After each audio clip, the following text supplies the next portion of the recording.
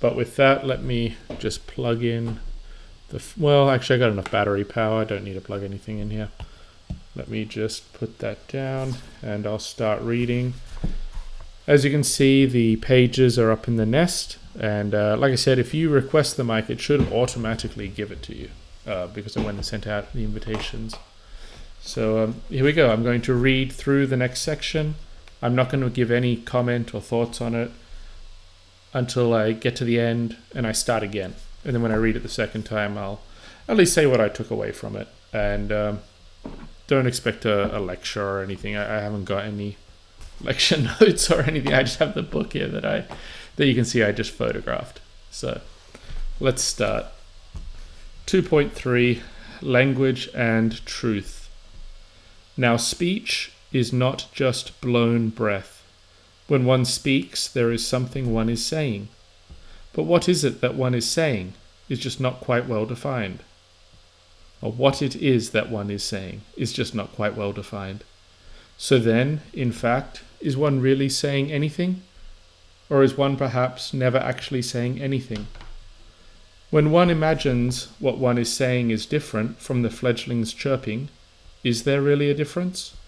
Or is there perhaps no difference? How does the way become so obscured that there comes to be the veritable versus the fake?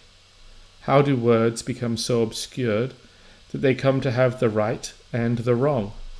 Where can one go without the way existing there? And how can speech exist without it having a point? The way is obscured by petty conventional prejudice, and words are obscured by rhetorical flourishes. And as a result, one has the rights and wrongs of the Confucians and the Mohists, so that the ones consider as right what the others consider as wrong, and that these consider as wrong what those consider as right. But if one wishes to see what is right in what they each take to be wrong, and to see what is wrong in what each take to be right, then what one needs is lucidity of insight. Any object may count as a that. Any object may count as a this. One does not get to see things from the point of view of the other. One understands things as one understands things oneself.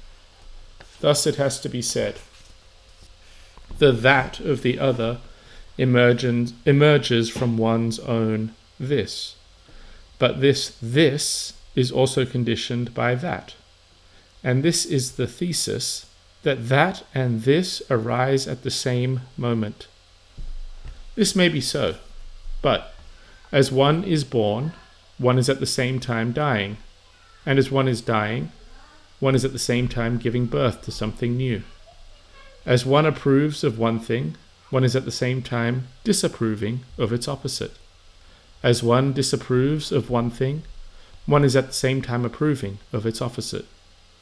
The conditioned this is also a conditioned not this. The conditioned not this is also a conditioned this. It is by this reasoning that the sage does not follow the current ways, and instead throws light on things from the point of view not of this or that or right and wrong, but of heaven. But that again is a conditioned this, and the this is at the same time also a that. The that in turn is nonetheless also a this, the that of the other is at the same time a right and wrong, and the this of mine is at the same time a right and wrong. So in the end, is there something that is that, or that is this, or is there in the end nothing that is that or this? When that and this are not opposed to anything, it is called the core point of the way. As soon as that core point reaches the center of the ring, its responses are then inexhaustible. The right is one and at the same time inexhaustible. The wrong is one and at the same time inexhaustible. That is why it is said, what one needs is lucidity of insight. Instead of using an x to demonstrate that the expression x is not an x, it is better to use what is not an x to demonstrate that the expression x is not an x. Instead of using a horse to demonstrate that the expression ma, is not a horse, one should use what is not a horse to demonstrate that the expression ma is not itself a horse.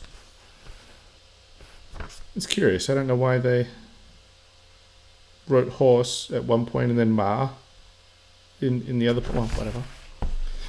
Heaven and earth are equally reference. Each of the myriad things of the world are equally horses. They are made acceptable by being accepted. They are made unacceptable by being unaccepted. The road becomes what it is by being walked on. Things are what they are being called by what they are being called. How does something become so and so? Just like that. It is made so and so by being considered so and so. How does something become not so and so? It is made not so and so by being considered not so and so. Things definitely are as they are, in a way, and things definitely are acceptable, in a way.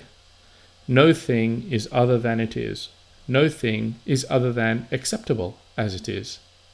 And so no matter whether claiming to be right you come up with the matter of a tiny stalk or a huge beam, a hideous leper, or the beautiful Shi, whatever crazy and bizarre things you come up with, their way is pervasively the same.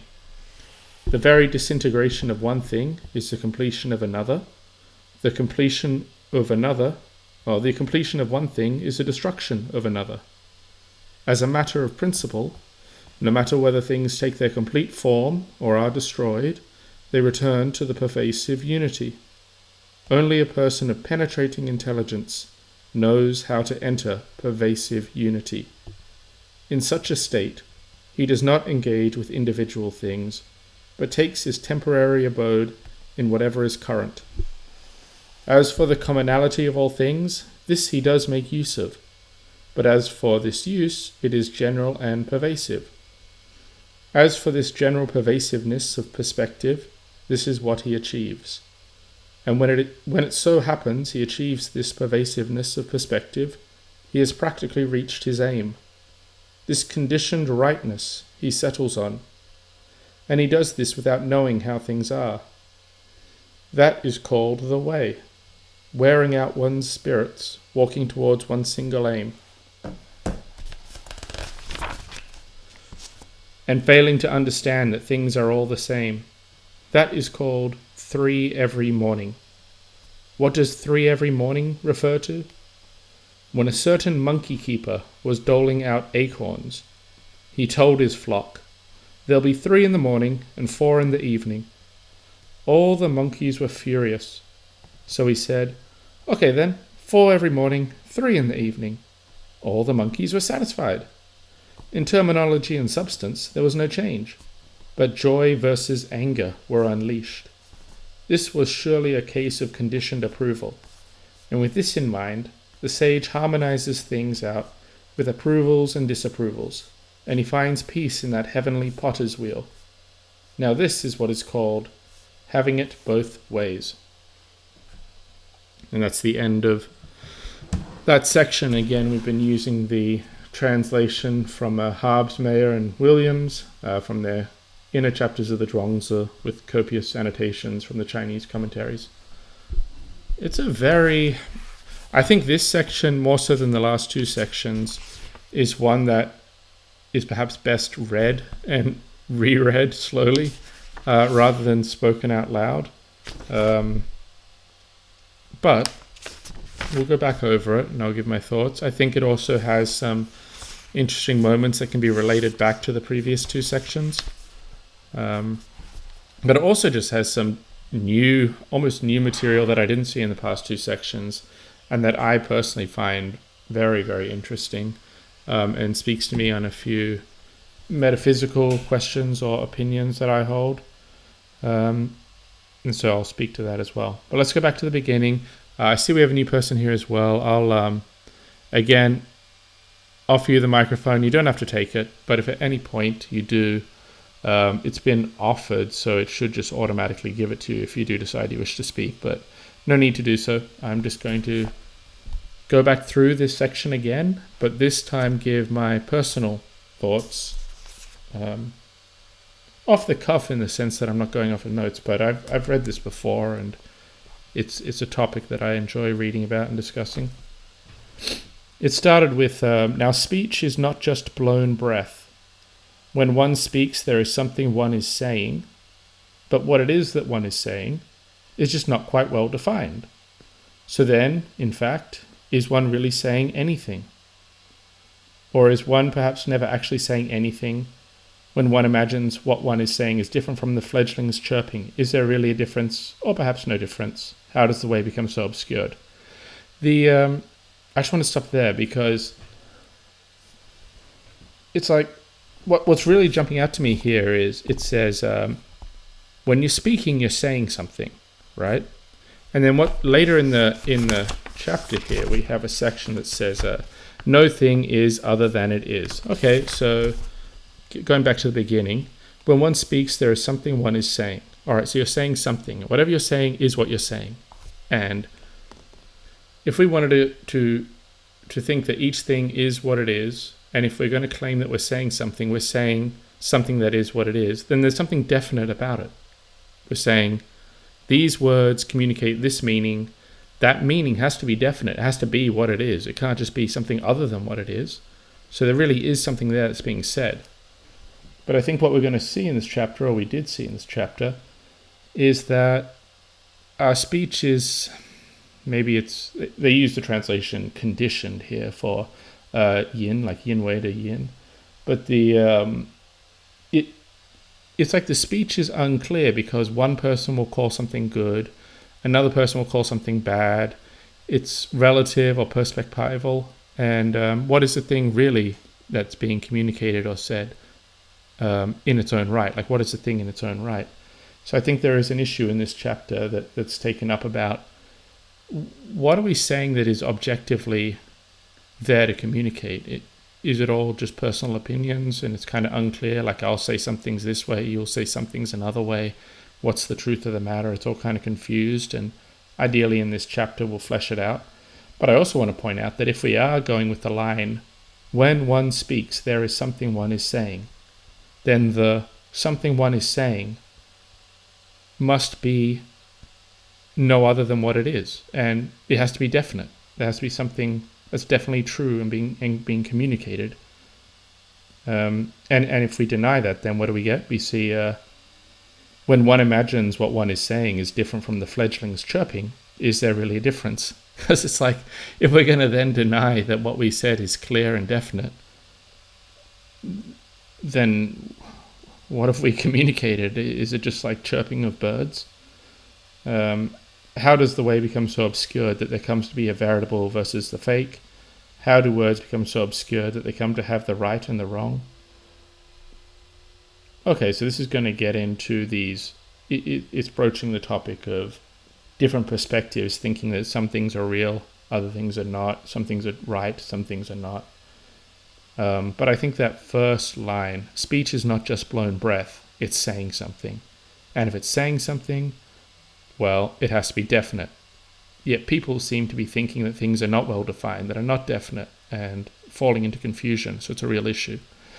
And one of the reasons why that opening line, I'm spending so much time on it, when one speaks, there is something one is saying, and this idea of being well defined, is because, of course, I like the Eleatics, right? And one of the ways that we read Parmenides, well, that seems to be popular, at least for certain people. Maybe it's not my most popular way of viewing it, but they almost view Fragment 8 as a series of tests or expectations for what is meaningful or coherent or true or real, and what is definite, right?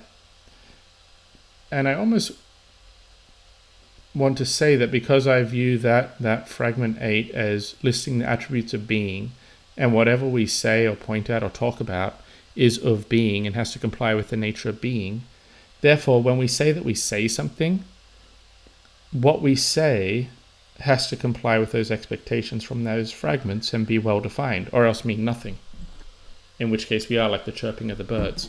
Now, I don't think ZhuangZi here is laying out a nature of being or some sort of test by which we can take a person's words, fit them against the nature of being, and decide whether or not they said anything well defined or whether they are just chirping like a bird. I think ZhuangZi is instead going to go in the direction of saying a separate question of why do we say the same thing is both good and bad? Why does one person say it's good? Why does the other person say it's bad? And what is the commonality or pervasive thing that spreads across it? Oh, I see. Student, you wrote a message down here. You don't have a microphone. Okay, no worries. Well, feel free to listen in, and Match and anyone else, feel free to join in if you would like. So I think ZhuangZi is going in a different direction, but just that opening line did make me think about Fragment 8 from Parmenides and just generally Eleatic philosophy, where we're saying that reality is what it is. Reality really is this definite thing. It's ungenerated, indestructible. It is what it is, no more, no less. It's kind of determined and certain. And so if we're saying something, presumably what we say has to be of that sort too, certain, determined, what it is and not something else. But of course, like I said, ZhuangZi is going to go in a different direction. So let's keep going. He says, the line at the bottom of that first page 2 in the nest, where can one go without the way existing there? Again, that's obviously appealing to me a lot, because presumably wherever we go, wherever we point, whatever we talk about, it has to have some coherence or meaning or substance to it. So maybe it's a challenge in ZhuangZi's mind to those that would suggest that our words are nothing more like a fledgling's chirping. Because after all, what's the first line? Now speech is not just blown breath. But I also just take it in the broader sense of him pointing out, look, wherever we go, wherever we point, whatever we're talking about, it's I, or, yeah. So it has to exist. But then he says, how can speech exist without it having a point?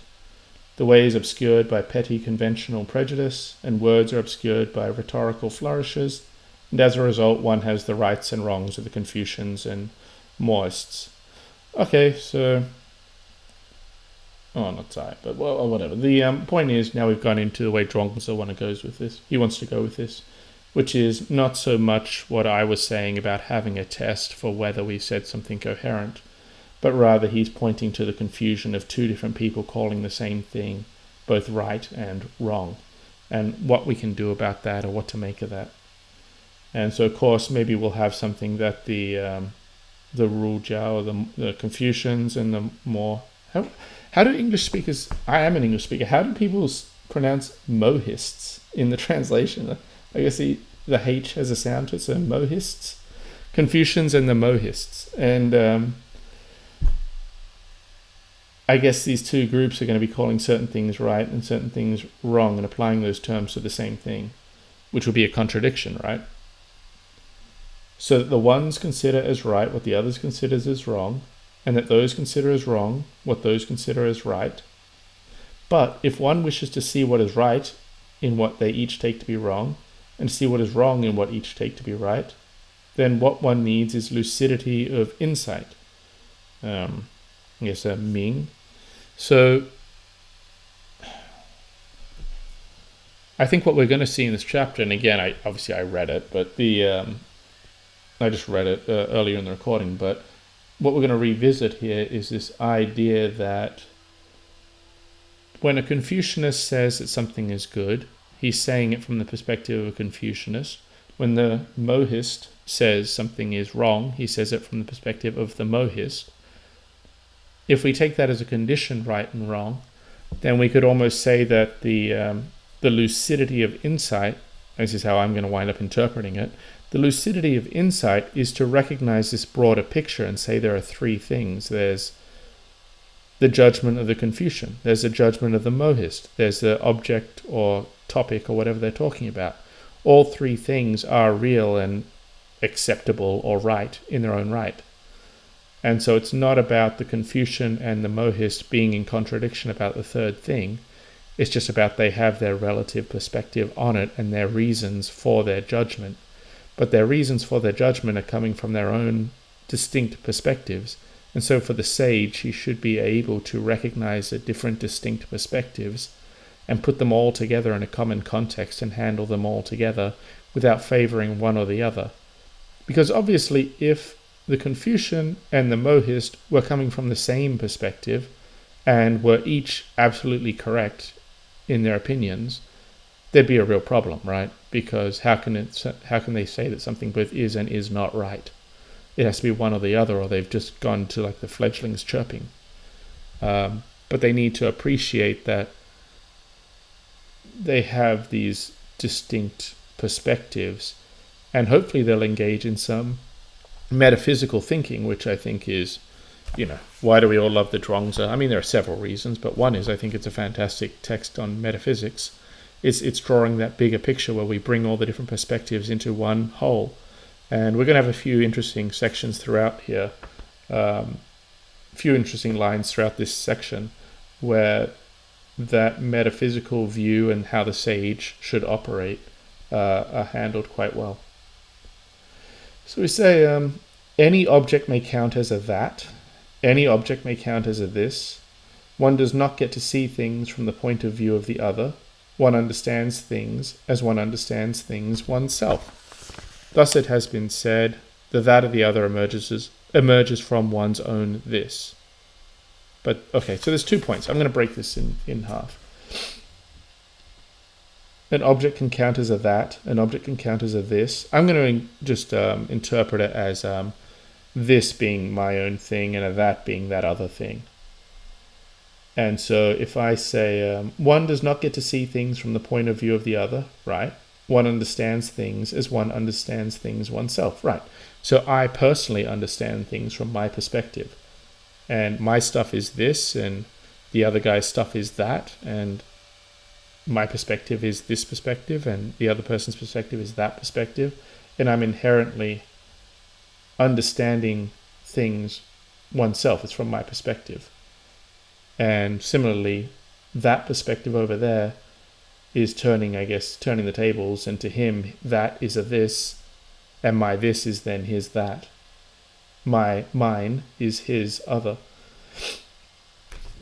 And I think that's going into drawing the bigger context where we're going to admit multiple perspectives and have them all be agreeable or valid or real in some absolute sense, which is going to be the metaphysical point and really the point that the sage has to appreciate. But I wanted to break this in half because then I think ZhuangZi takes it in a different direction. He says, the that of the other emerges from one's own this. But this is also conditioned by that. And this is a thesis that and this arise at the same moment. It's almost like the text has now jumped to a discussion of opposites. Like if I say there's hot, I'm necessarily saying there's cold. The that and the this arise at the same moment. If I'm saying I have a perspective on something, then that something will have its own perspective, I suppose. And so the two sides of the coin arise at the same time or same moment. So, that's another point. I accept that. In naming one half of an opposite, you'll name the other. I think in naming a this, you're admitting that there is an other that it could be weighed against. And similarly, to say that there's an out there is to, at the same time, admit that there is a this here. So, it's, like I said, this is the sort of chapter I really would just want to A, be reading, not listening to someone read it, and B, really slowly going through it, because this is very dense in terms of its meaning and how to interpret it, in my opinion. And there's a lot of very insightful stuff here that you could just take a couple of lines and write whole essays about it. Here we go. And then he says, this may be so, but as one is born, one is at the same time dying. As one is dying, one is at the same time giving birth to something new. As one approves of one thing, one is at the same time disapproving of its opposite. As one disapproves of one thing, one is at the same time approving of its... the translation here, you see it has a lot of bracketed words. It's adding a lot of meaning into the text itself, which is not good or bad necessarily. It just... I wonder if I would pick these same words, but... Let's see here. Because, why is it the same? As one is dying, one is at the same time giving birth to something new. Why is it necessarily? Well, I guess it could be something new, like one thing flows into another. But yeah, the translation is also taking a certain interpretation, as I think all good translators do, and I wonder how much of that is necessarily read into it. But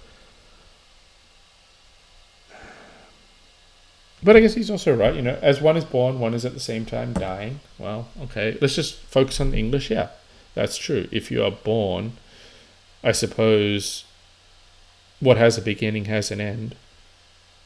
And so if what has a beginning has an end, then presumably if you're progressing away from the beginning, you'll be going towards an end, so you'll be dying. As one is dying, one is at the same time giving birth to another. Well, I mean, if we want to be a sort of naturalist and say when material gets broken down, it just takes another form, right? So if we have, I mean, this is reading a lot of assumptions into the text, but if we have a materialist viewpoint where death is really just breaking apart of one thing or moving away from one particular arrangement of material, then yes, it would by definition give rise to another arrangement. So one arrangement ends and another arrangement arises. So yeah, I guess the end of one arrangement is automatically simply the birth of a new one. As one approves of one thing, one is at the same time disapproving of its opposite. Yeah, I mean, usually, right? Yeah. I mean, I guess I don't know how much one has to think about that one. Yeah, I guess if I say I like apple juice, I'm stating a preference for it. If I say I don't like tea, I guess I'm saying I prefer other things. Because if I disapproved of everything, why would I have to say I disapprove of any particular thing? And if I approved of literally everything, what would be the point of me saying I approve of something in particular? The conditioned this is also a conditioned not this. Okay, so yeah, so like we were saying with the two different groups. And a condition not this is also a condition this, right? Because you can take it from two different perspectives, and one perspective will say it is good and the other one will say it is bad. It is by this reasoning that the sage does not follow the current ways and instead throws light on things from the point of view of heaven. Okay, that's a really long section in a bracket there that I just took out because it's helpful. It's tying it into what was earlier on said in the text, but we should, if we've been reading this text carefully, even just reading the Qi Wu Luan, if we had just been reading this section from 2.1 to 2.3, and we've been really trying, we would not need those brackets here. Because look, throw light from point of view of heaven. Right, so the sage is going to take the heavenly perspective. Now, what have we just been talking about for 2.3 here? We've been talking about how all these different perspectives can look on the same thing and reach their different relative or conditioned judgments on it. And then it says the sage isn't going to do that. He does not follow the current ways. What does he do instead? He throws light on things from the point of view of heaven. That is to say, I suppose, the sage is going to step outside of the individual's perspective and shed light from the viewpoint of heaven. Now, we could just be happy to say, okay, well, heaven, I guess, is above all things and you can see them all equally from that higher perspective. But we don't need to read that into the text, because if we go back to, where is it? 2.1 was where it said it, right? It's like the Tian Lai or whatever, the pipes of heaven. So if we go back to 2.1, I'm not going to read it all. It's been a while since I read it as well. I'm pretty slow with these spaces. I should keep to a tighter schedule. But remember we went through the pipes of man, then we went through the pipes of earth, and then we reached the pipes of heaven. And what was the pipes of heaven if not the other two pipes all just taken together? And so if the pipes of heaven, as opposed to earth and humanity or man, are just everything all taken together equally as a complete whole, then what is the sage casting light on things from the point of view of heaven, but simply considering everything as a complete whole? Namely, all the perspectives all together taken as a whole and all their interrelationships. So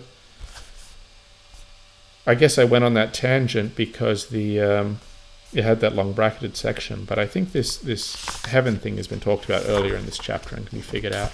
Oh, and I see a student, you have to get going. No worries, it was a pleasure seeing you, and yeah, he's out. All right.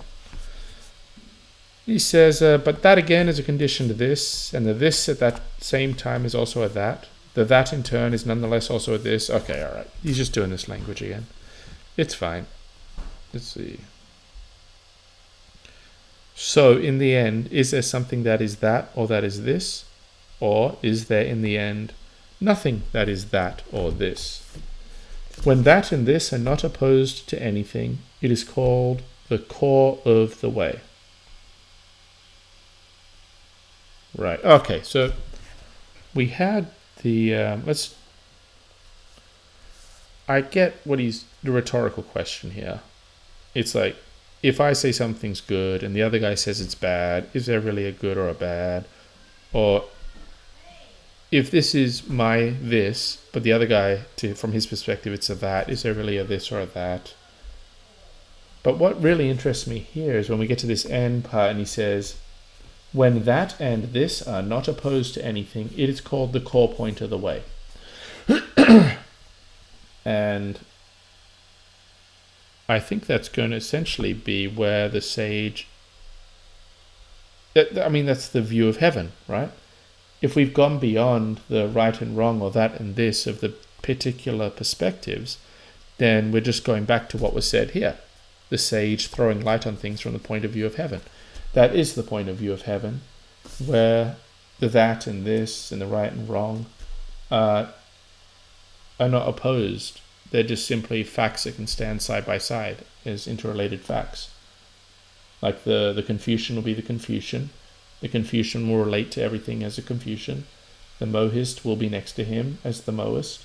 And the Mohist will relate to everything as the Mohist. And that big picture, all those facts are true and not necessarily opposed to each other at all. They're just a conglomeration of entities and their relationships, or however we want to structure it. And so the Confucian saying that thing is right and the Mohist saying that thing is wrong are not actually contradicting each other. From the perspective of heaven, or from the perspective of the core point of the way, they're simply expressing their own limited perspectives. And again, this is going to be what the sage appreciates when he casts or throws light on things from the point of view of heaven. It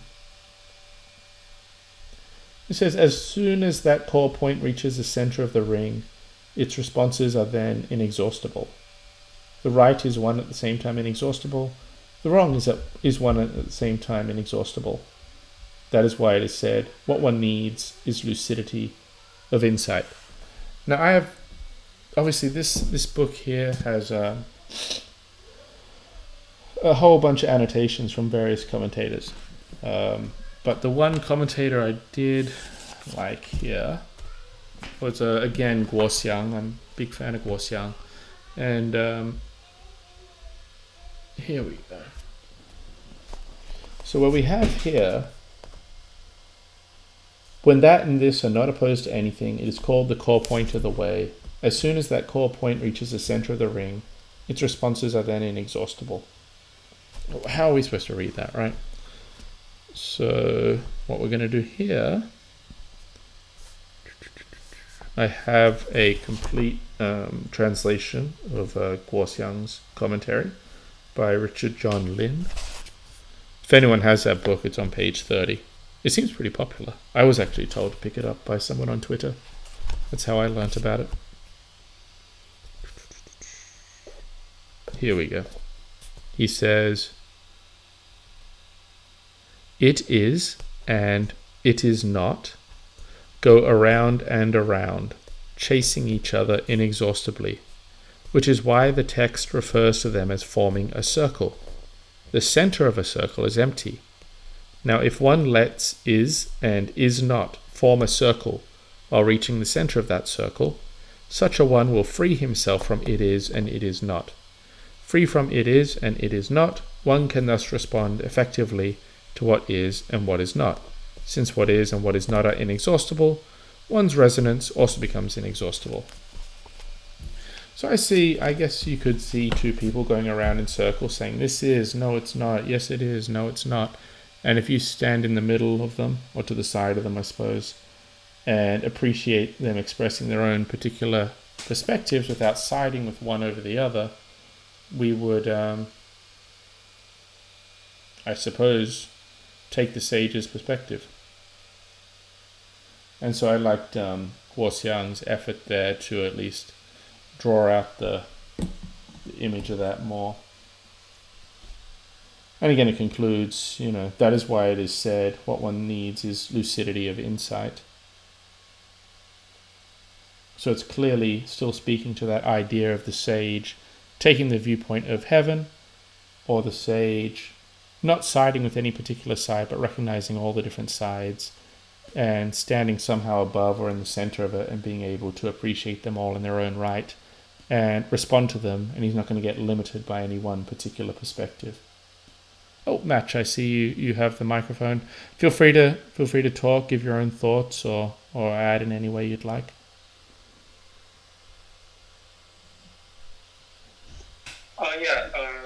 Seems like, well, what comes to mind for me is sort of the fallacy in binary thinking, or too rigid of binary thinking.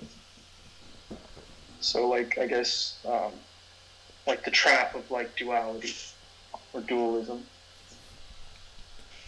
Yeah, I think it is. I think a lot of people may find themselves trapped in the dualism, and I've been going on about how the dualism would be perspectival. So of course, if the sage just ties himself to one perspective, then he's just going to be, that's kind of a limitation and a trap, and not really viewing things from the point of heaven, because from the point of heaven you'd have both sides and you'd appreciate them in their own right. But also, there's another point that I don't think is very explicit in the text in this section, but it says, when that and this are not opposed to anything, it is called the core point of the way. Okay, so that and this are not opposed to anything.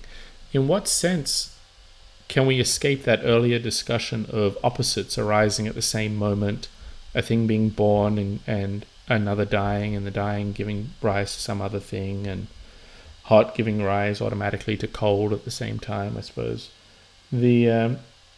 What's absolute is that it all is what it is. And what's said in the later part of the chapter, it says, no thing is other than it is. No thing is other than acceptable as it is.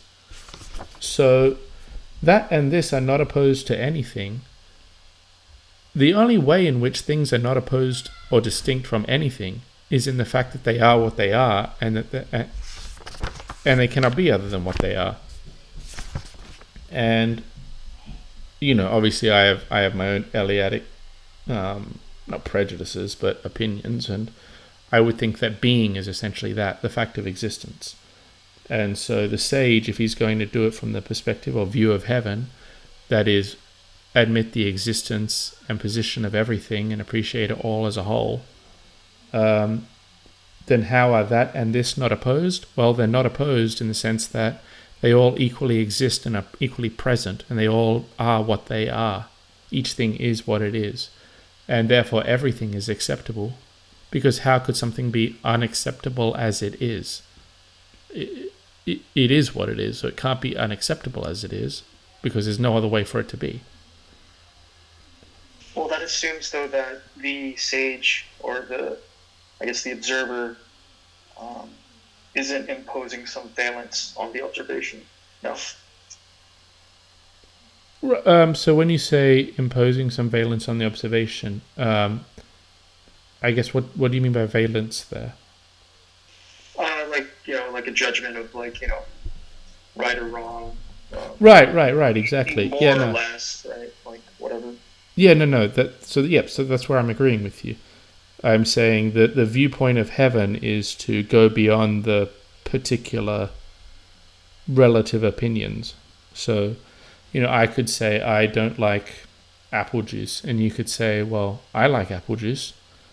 And is apple juice acceptable or unacceptable? Well, it's a conditioned acceptable, a conditioned unacceptable, or relative to me, it's whatever I said, whether I like it or not. And relative to you, I understand that. It's just, I guess, like the sage would be able to uncover a higher order valence through synthesis because he sees the two poles. If that makes sense. yeah. Well, would that essentially be the view of heaven then, where he's saying, okay, Tweetaphone likes it, Match doesn't like it, and there's an it and there's a them, and they all are together in the same picture, just one big picture with all these details. Well, that could be one, I guess, like one perspective of what. Yeah, that could be one perspective, I suppose. Could there be some alternative perspective? Well, that's what I'm wondering. What would be the alternative perspective? Because I suppose what I see is my readings, and again I could be completely wrong, is there's a reading where I give my viewpoint, there's a reading where you give your viewpoint, and then there's the heavenly reading where we take you and me together as just part of a complete whole. But I wonder what's the other reading? I mean, I guess I don't know, but I mean, what you're describing is like essentially like dialectic thinking, right? Like you have a thesis, you have an antithesis, and then you have a synthesis, and then from the synthesis, something new kind of emerges. And I'm not exactly sure what. Okay, I get what you're saying. Yeah, I wasn't trying. So someone could try to make that case, I suppose. I wouldn't make that case. So I don't think there's anything new coming from the synthesis. I think the synthesis is the synthesis. So I'm not suggesting it gives rise to something else. I think it's just the final word is the synthesis. So, for example, if I had a painting and it had a whole bunch of details, I would, maybe a painting's not a good analogy, but each thing in the painting is what it is in its own right and relates to all the other details as it relates to them. And then the way of heaven would just be the painting itself as a whole. But I don't think the way of heaven creates some other thing beyond the painting. I think the painting is just the end. Like that's what it is. It is what it is. So I was happy to just end it at the way of heaven, because the way of heaven was just all the details taken together and the admission that nothing is opposed to anything else in the sense that it all exists. Like there's nothing that does not exist. Doesn't that kind of like, or at least in that analogy, and I understand that it's an analogy, but like doesn't that sort of ignore like time, the dimension of time? Because that painting, like the interpretation of that painting will change over the course of time, right? So it's kind of like saying that heaven or this higher order dimension has like some sort of like immutable fixed view of the painting, or the this or the that, or these two gentlemen quarreling with one another. Yeah, and it's funny you spotted that, because that's my belief. I reject the idea of generation and destruction. I don't think that what is not comes to be, and what is somehow becomes and is not. I don't think that's coherent at all. So you're correct. I think the view of heaven is ultimately also to see all of the possibilities laid out together as well, as a completed whole, so that whatever is possible is necessary, and that everything is fated in a sense, because reality or heaven is perfectly complete, and reality or heaven is just simply all that is.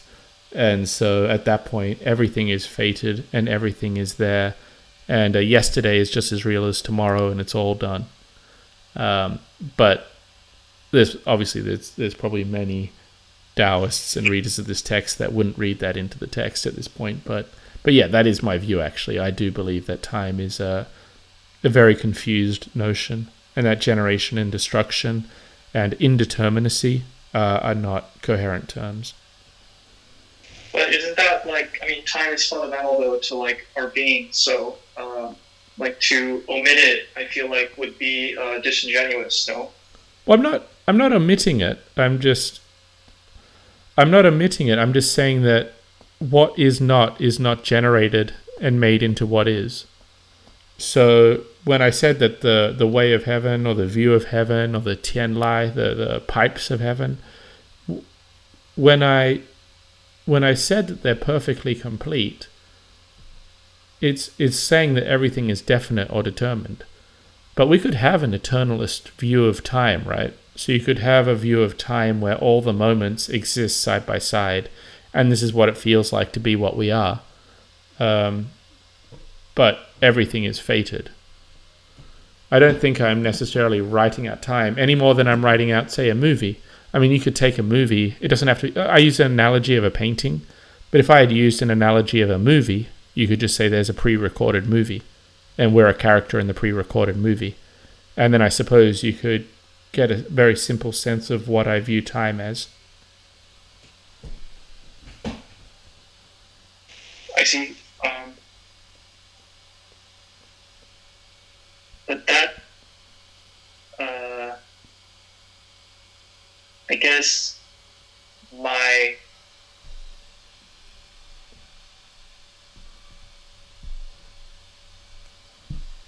Well, I could ask you a question about... Sure. Yeah, so for example, let's see.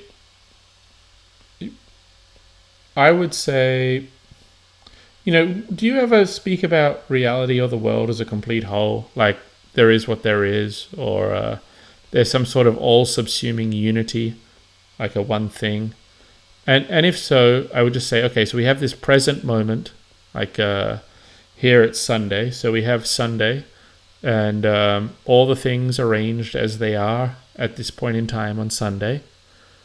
And if you can accept that view of reality, I would ask, well, where is Monday? Like, what's Monday? And I'm not sure how you would think about Monday if you're willing to take the present moment as, just consisting of Sunday and everything that is happening right now on Sunday. So just if are you willing to view reality as just this moment? We'll just say it's a day, a Sunday. And if so, what do you think Monday is?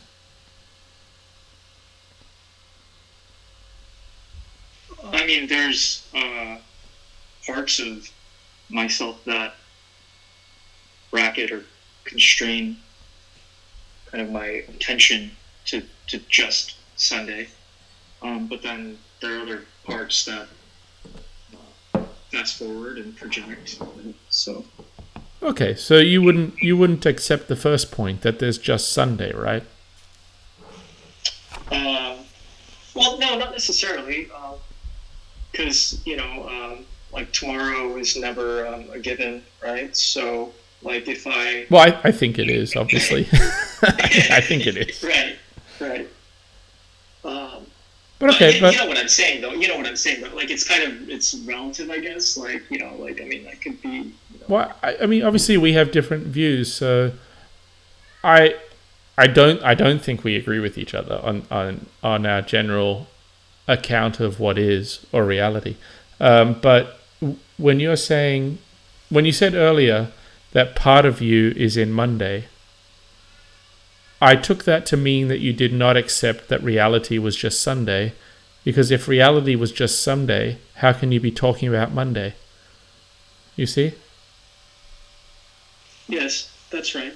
So my concern is either A, the person I'm talking to should deny that reality is summed up as Sunday, in which case I'm happy, because then the Tian Lai or the Zhao Zhi Yu Tian, this whole like this idea of heaven as being this unity of all things and everything existing together, then this should if we're saying that is not restricted to Sunday, then I'm kind of happy, because then I have my time, right? Tian is both today, tomorrow, yesterday, and all the other days. But if the person says no, Tweetathon. My name's Adam. So no, Adam. Reality is just the present moment. Then I will obviously object when they say part of me is in a different moment, because I feel like they've gone beyond beyond reality. But reality was supposed to be everything that is, and speech is not just blown breath. When one speaks, there is something one is saying, and so to mention tomorrow and to speak of tomorrow, it's not just blown breath. It's not just the fledglings chirping. There's some definite meaning there, and it has to be included in what is. Yeah, that I think kind of touches on like free will, like agency, right? Right. Although in my opinion, the discussion of free will and agency is not like the desire to talk about free will shouldn't result in us having a certain metaphysics. I think we need to decide what it is we're talking about, and in my opinion, we're talking about what is, or I guess the Tian Lai, or the Tao, or whatever term the people want to use for this all subsuming unity, or there's just like this one big thing that is what can be talked about. And then if we know that that's what we discuss, like we discuss what is, then we'll figure out what are the necessary inferences of that topic. So for example, if we talk about what is, well, we know what is solitary, right? Because there's nothing other than what is. We know that what is complete, because there's nothing for what is to lack, because we're not positing anything other than what is. So we wind up with this perfectly complete, all-subsuming whole. And then, and only then, would I start discussing free will, because I would say, okay, well, I have my experiences or my awareness. Let me try describing it. And maybe I would use the term free will, I don't know. But whatever I say about it would have to comply with the nature of heaven or being, or whatever word we're using to apply to the term what is. Because if I was to say, well, free will involves indeterminate future where there is an is not and it might become what is, then I'm just going to say it's not. Like, that doesn't make any sense. But free will is really just a term that for me will crop up when I've said, A, philosophy is about what is, here is the nature of what is, and B, given that, I'm going to try and explain my experience in a coherent fashion. But I would never allow that description to violate the nature of being or what is, because when I do that, I think my words just become the fledglings chirping or blown breath. I feel like I've, fallen into meaningless, and hopefully I would not. I mean, everyone does that, but that would be what I was trying to avoid.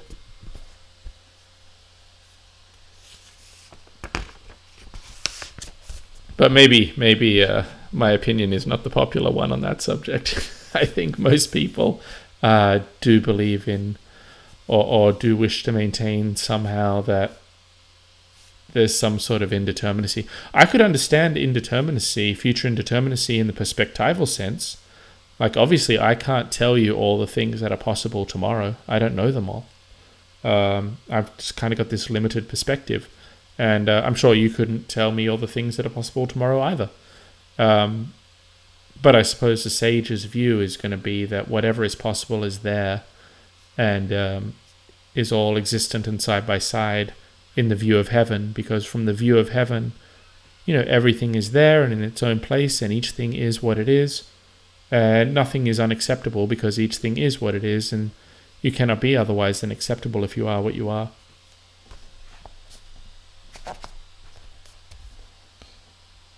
Anyway, I'll feel free to. Yeah. Isn't the sage kind of like, I don't know, like a bit of a straw man though? Because how do you even transcend to,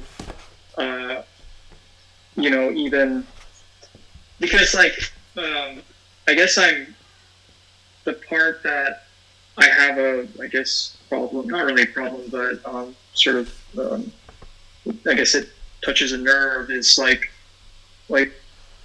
it's like sure, like the logic makes sense, but I feel like it undermines direct experience somehow. Like it's not as if like I can transcend and become the sage. I mean, that's not an easy task. So I wonder if it's just some. I don't know. I guess I'm going into word salads, birds chirping here. No, But I think maybe there's a section in here that that raises what you're saying. It's let's go back here. Hold on, check it said all right. So it is by this reasoning that the sage does not follow the current ways and instead throws light on things from the point of view of heaven. But that, again, is a conditioned this. So I suppose, now, maybe I misunderstood your point, but maybe what ZhuangZi is saying here is that, wait a minute, if a sage takes the view of heaven, it's still the sage taking the view of heaven, right? Or if we say there is a view of heaven, then surely that's the view of heaven and not someone else's view. So does that become another conditioned or limited perspective? And I think maybe the answer to that, tentatively, is going to be one about why the Tao or various terms are going to be inferior to the unnameable or the unspeakable. Because, in a sense, sure, if I say it's a perspective of heaven, well, that's just another perspective, right? There's got to be something that's just what is and is not a perspective. It's just all that is as it is and not a perspective. Because it doesn't favor any one perspective over any other perspective, because insofar as something is perspective, it is. And so the term is applies to them all equally. And so there just has to be, in some sense, an all-subsuming is or isness. And I guess you can't apply a name to that because, well, I mean, why would... thinking of... what's his name? Well, it doesn't matter. It's a commentary on Confucius, and Confucius, I think, I'm forgetting the section, but he didn't want to apply a name to Yu, like the Sage King. And the reason was that if he gave him a particular name, he'd be cutting him off from the other names. I forget if it was Yao Xuan or Yu or whoever it was, but he didn't want to apply a positive term to that Sage King, because if he did so, then he would be leaving out the other positive terms, and so he just didn't. And yeah, it's like an implied negation, I guess, once you label something.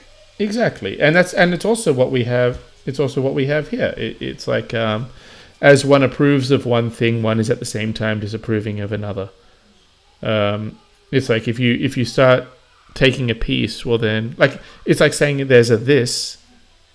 Well, okay, that means that the other stuff is a that. Right, and so what I'm getting at is, at the end of the day, yes, if we say there is a view of heaven, it's kind of shaky ground in the sense that we're saying that this is an all-subsuming viewpoint or perspective of heaven, but if it doesn't favor any particular viewpoints, then why are we making it a viewpoint? You know, it should just be all the viewpoints. And at that point, I don't even know if we can consider it to be a viewpoint. It's something beyond that. It's beyond viewpoint because it consumed all the viewpoints. I think ultimately that's why these Taoist texts at times, I mean, obviously they use a lot of titles and terminology, but sometimes they don't want to... They'll talk about an unnamed or an unspeakable term, because I think if you say the term, you do what Confucius was trying to avoid.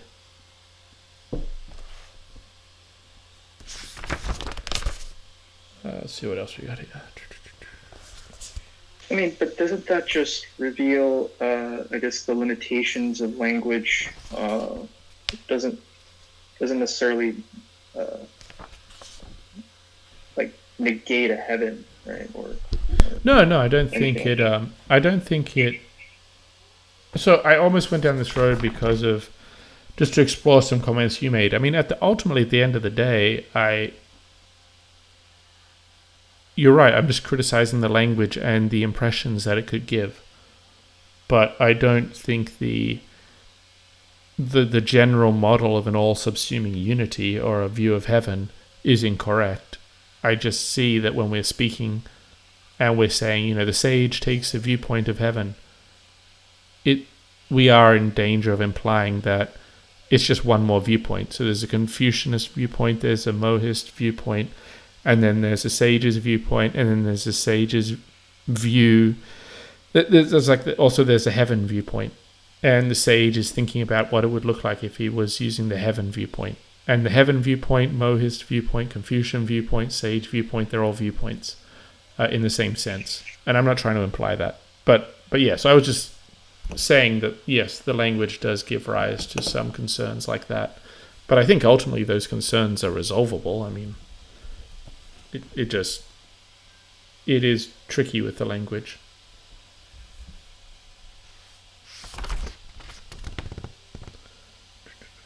This chapter, this section of the, the disquisition that levels all, it's very just, it's one that you have to work through really slowly, in my opinion, and there's a lot of meat on the bone. Even though the language and the arguments are not like that complex in the way they're written out, some of them are hard to understand. Like it says here, the next section that I was going to read on to was, instead of using an X or a zh or a finger to demonstrate that finger is not a finger, it is better to use that which is not a finger to demonstrate that finger is not a finger. Similarly, instead of using a horse to demonstrate that horse is not a horse, one should use what is not a horse to demonstrate that horse is not itself a horse. I mean, what even to make of that? Yeah, it's a bit of a puzzle. Sometimes, it makes me think of, it's always easier to describe, what you don't want to be than what you want to be. We're kind of talking more about just kind of general, existential kind of, things that people think about. It's always easier to describe what you don't want to be, what abhors you, so kind of reminds me of that. Yeah, some of the commentators, so there's a commentator here that says, he links it to the famous story of Gong Xuan Long, which is, a white horse is not a horse. And this commentator, he's commenting on the line about the horse that I just read. And he says, he means that a horse is a horse and a white horse is not a horse, is using a horse to demonstrate a horse not being a horse. It is not as good as using what is referred to as a horse to change course and explain this. Horses are in all cases not horses. Or, okay, whatever. I'm just going to fix this the way that I would think of it. So if we're going to take the story of the white horse is not a horse, obviously that's like a famous example of what some people would call sophistry. Maybe others will call logic chopping or language, semantics. But it's a famous... It's like an implied metaphor, right? The white horse is not a horse. Yeah, it's a very, very famous... I don't know if you... I'm sure you're familiar with it. It's a famous... I guess, like I was saying, what would be the right term? Semantic game, or bit of sophistry. But maybe in some of these commentators, the way they're reading it is that ZhuangZhou or the ZhuangZi is saying, look, rather than try to say a white horse is not a horse, how about you describe it in some other way that doesn't double up the word horse, right? It's like, why try to show that something is not a horse by saying that it's a white horse? Why not just find... for example, what would be better? Let's say I have a white horse and I have to explain why it's not a horse. It's so confusing. I don't even know why they're tying it to this logic game. But let's say I had to explain why a white horse was not a horse.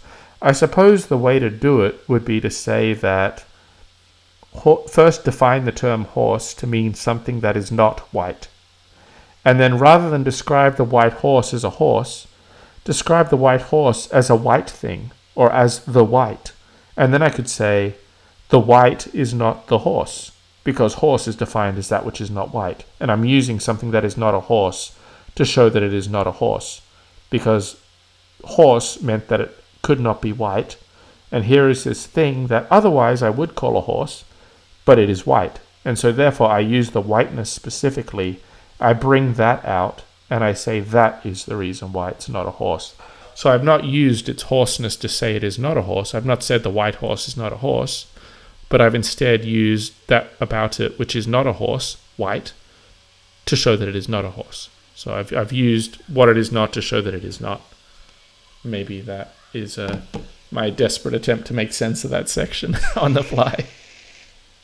Well, that makes perfect sense. I guess like the way that what I was thinking was like you're like disingenuously over-indexing on the whiteness and kind of that eats the noun, of course.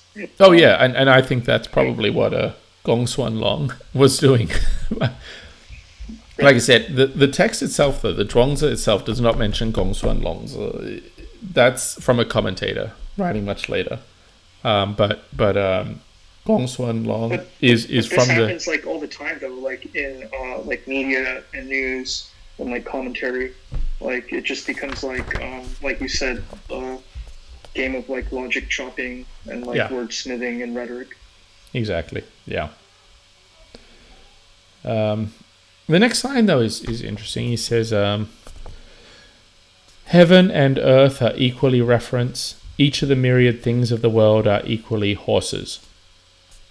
I can understand the first line. Heaven and earth are equally reference. It's like literally everything is something that is referred to, and in that sense they're equal, right? I guess you could almost read the sentences as heaven, earth. They can all be pointed to the same way. They're all equally pointable. Then Wan Wu Yi Ma. Well, that's a little harder for me to. But I kind of get it. Everything, heaven and earth are equally reference. So literally everything you refer to, insofar as it can be referred to, it's equal.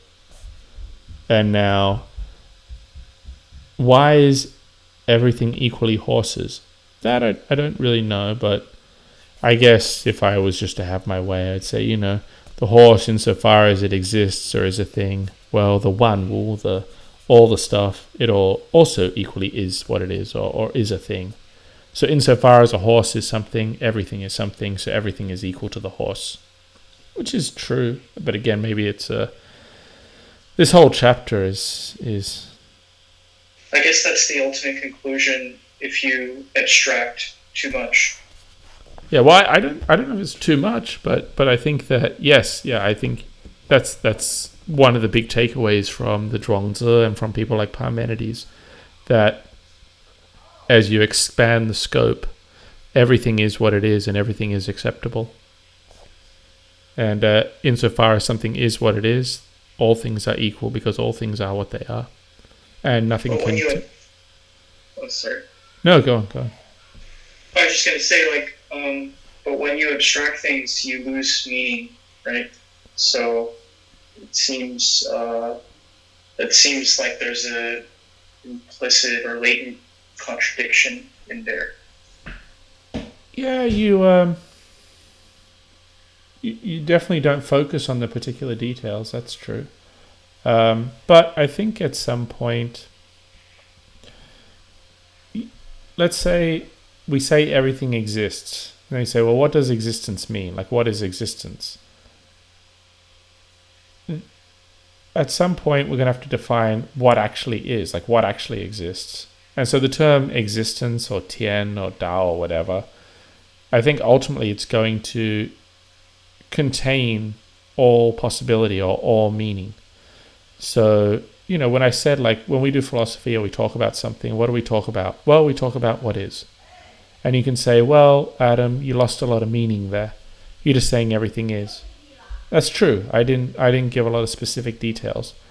But I think that when I say that we talk about what is, well, what is consists of everything there is, right? So all the meaning is somehow in there. I definitely haven't stated it all in long form, but there's something about this fact of existence that means that everything exists and everything is in it. Because otherwise, what does it mean to say we talk about what is? It wouldn't mean anything unless we say that everything is what is, at which point it contains all the meaning, and we just haven't spelt it out. Yeah, you're saying like it's a compressed view and that it's correct.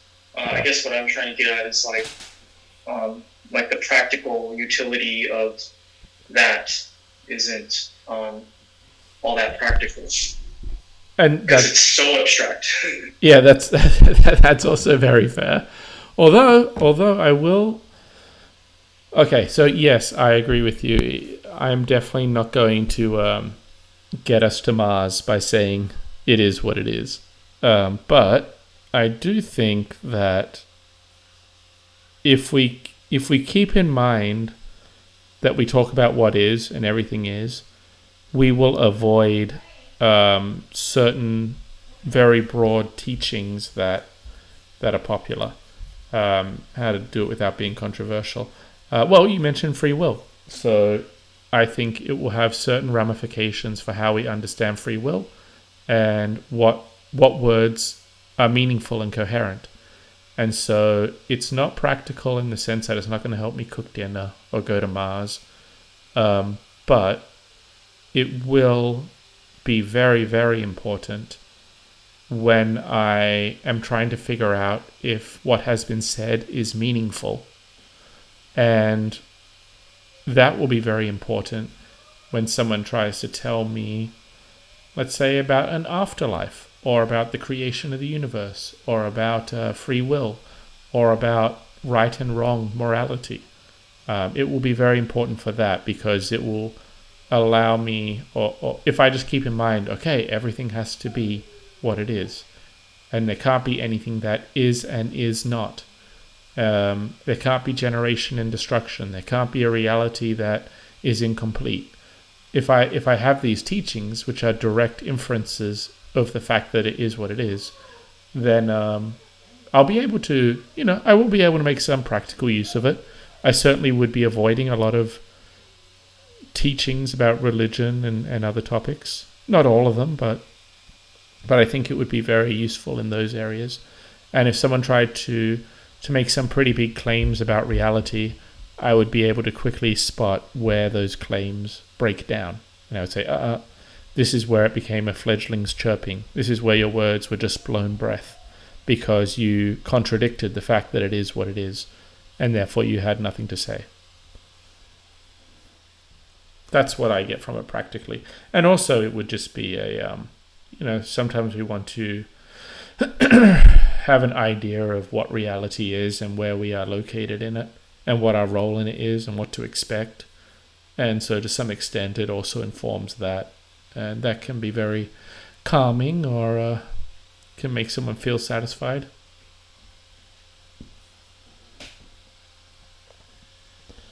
See what else we have. Yeah, it's like a filtering heuristic. Yeah, and I agree with you. It's not practical for a lot of things that we want to get done, but I wouldn't toss it out, because I think without it, philosophy becomes impossible in my opinion, and I think it can give rise to a lot of confusion if we don't have it.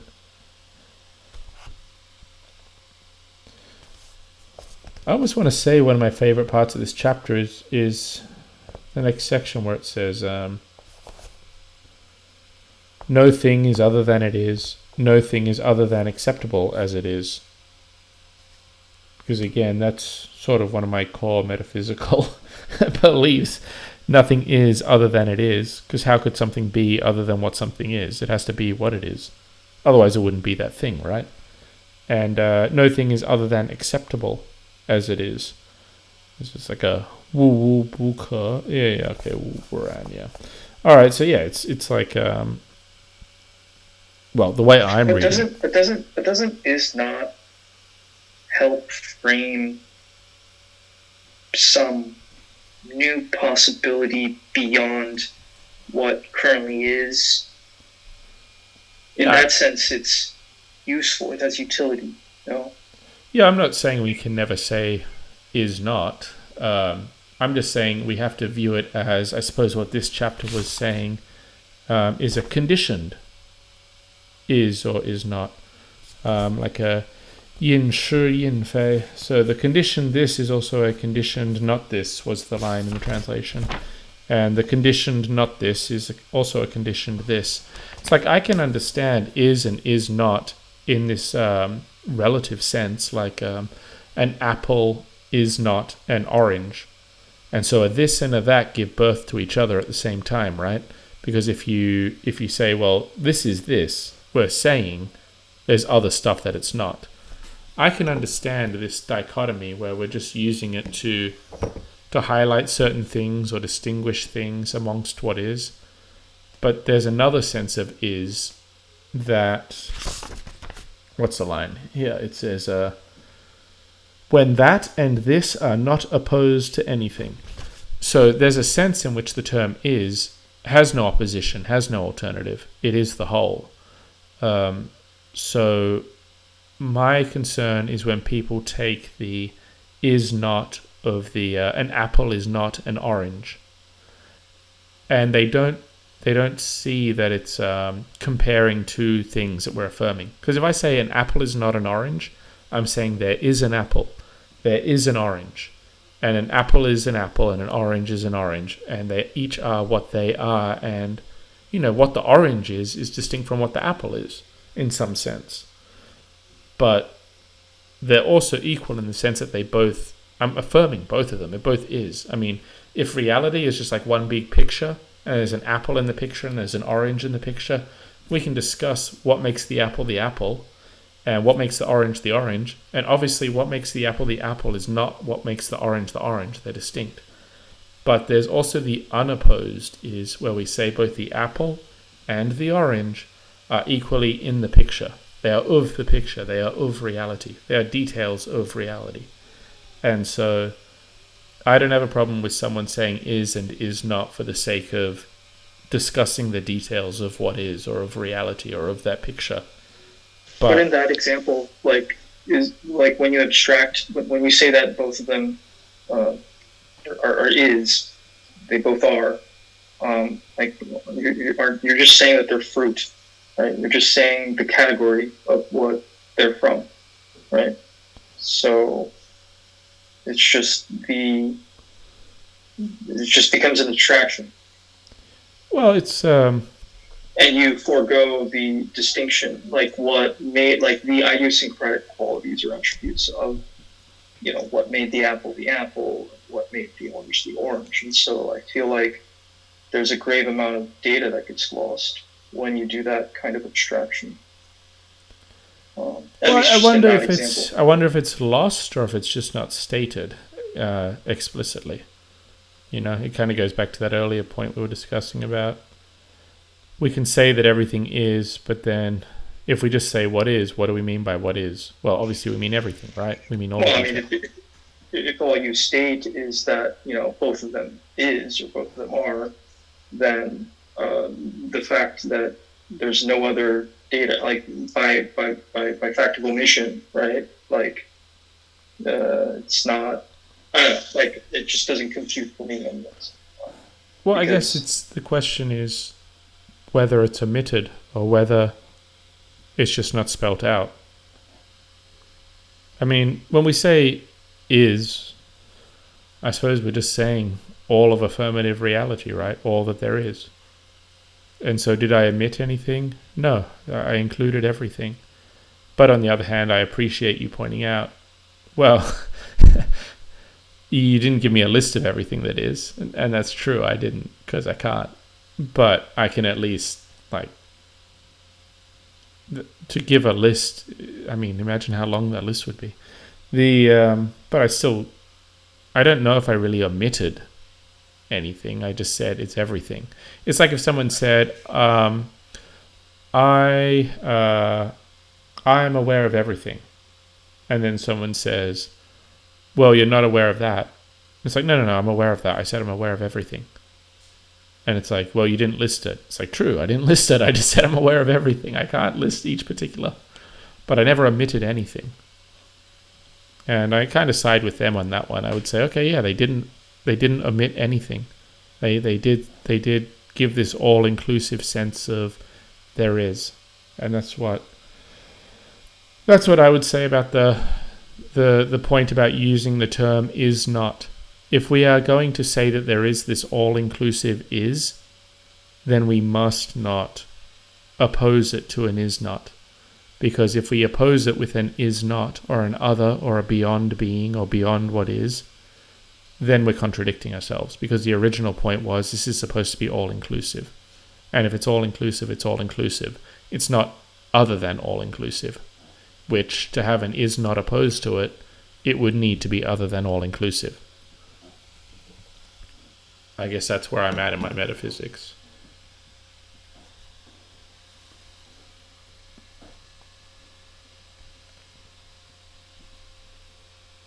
Yeah, that makes sense. Logic.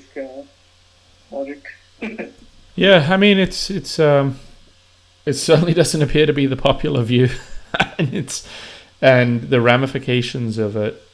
Well, I mean, just think like what people say about Parmenides and Zeno and Melissus, because that's originally where I'm getting it from, as well as these Taoist texts.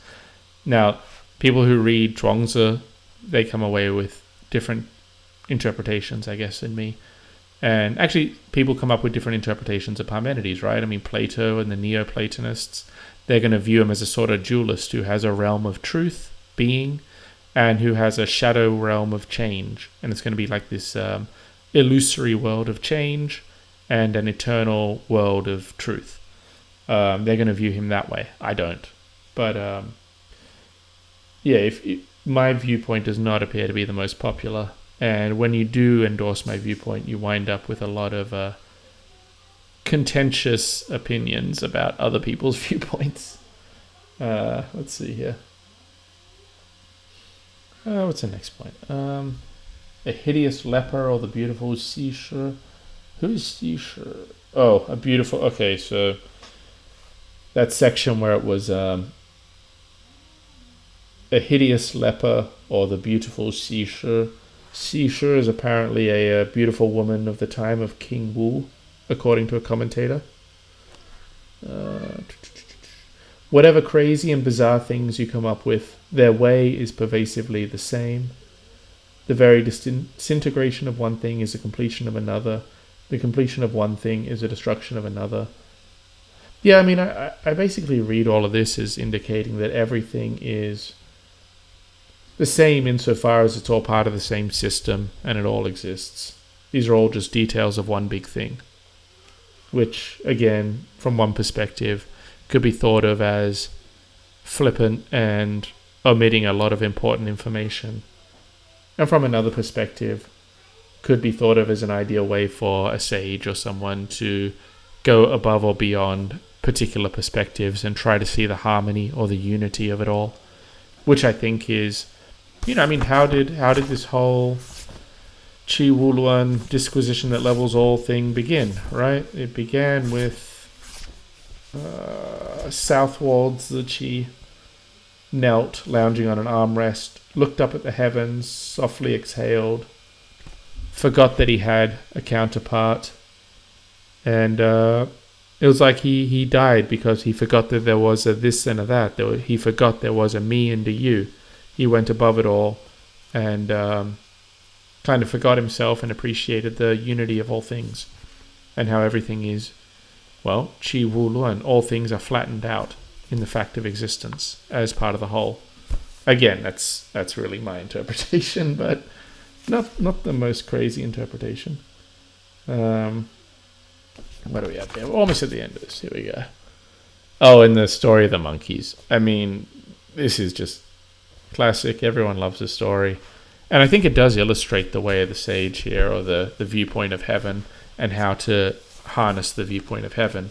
Because what happened on the last page? It said, that is called 3 every morning. What does 3 every morning refer to? When a certain monkey keeper was doling out acorns, he told his flock, there'll be 3 in the morning, 4 in the evening. All the monkeys were furious. So he said, okay then, 4 every morning, 3 in the evening.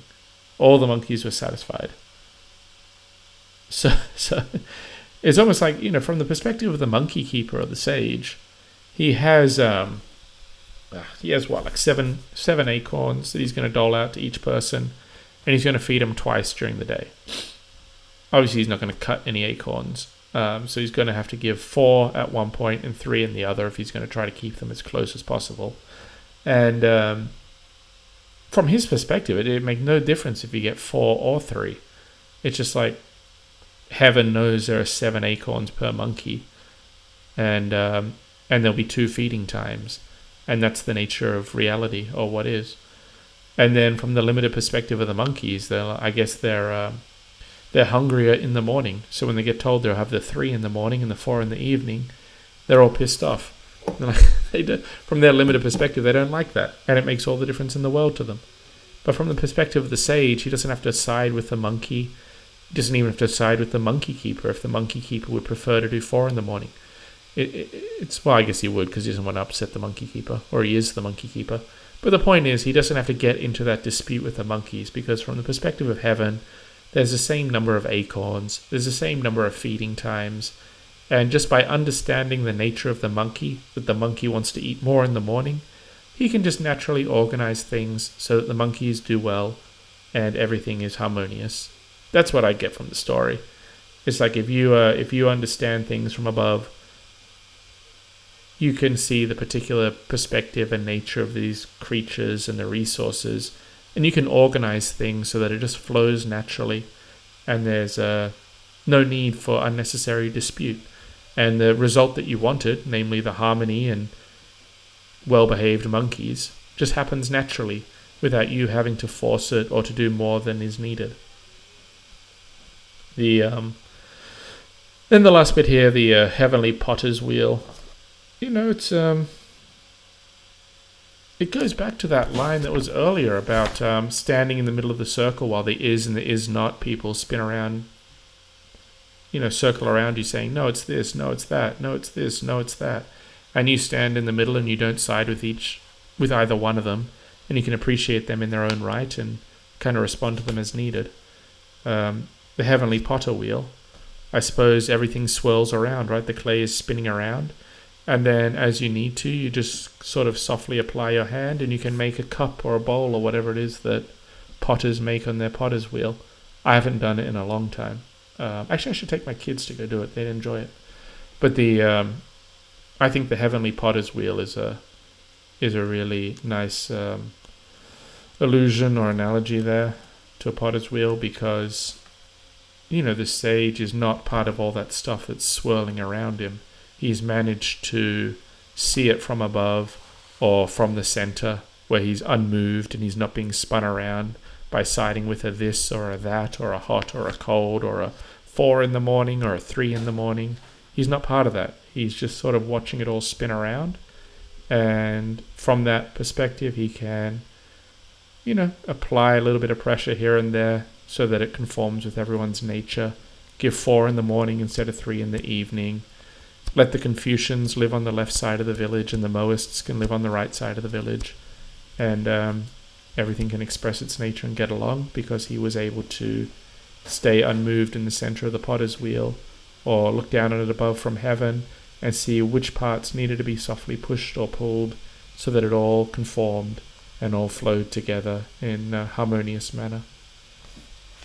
And that's the end of 2.3. Did you have anything other to add on that match to this section of the Chi Wu Luan? No, illusion at the end, with the wheel, it's very beautiful. It just kind of made me think of it's kind of natural, like the way of things, like ecology, like nature, like yeah. Yeah, I mean, I think a lot of the metaphysics in this text, and sort of a lot of the morality as well that comes out in these Taoist texts, is about, well, the nature, the way things are, and how to let each thing express what it is in a way where they're all in harmony together and can all coexist in a certain sense. Not in a like a hippie coexistence sense necessarily, but in a way of appreciating that each thing is what it is, and that to be what it is, it must be able to express its nature or what it is. And maybe the sage's role is not to play partisan politics, but to somehow figure out a way to have all these various different natures come together and one give rise to the other, or to somehow be part of a coherent system that doesn't violently clash and explode. But at least that's my current reading of a lot of it. But anyway, thank you for your comments in the conversation match. It was a pleasure, and I will at some point continue reading this chapter. There's 2.4, 2.5, 2.7, 2. Oh man! All right, we got about 2.10 is the last section. One last thing, actually, it just came to mind is like the sage isn't rushed.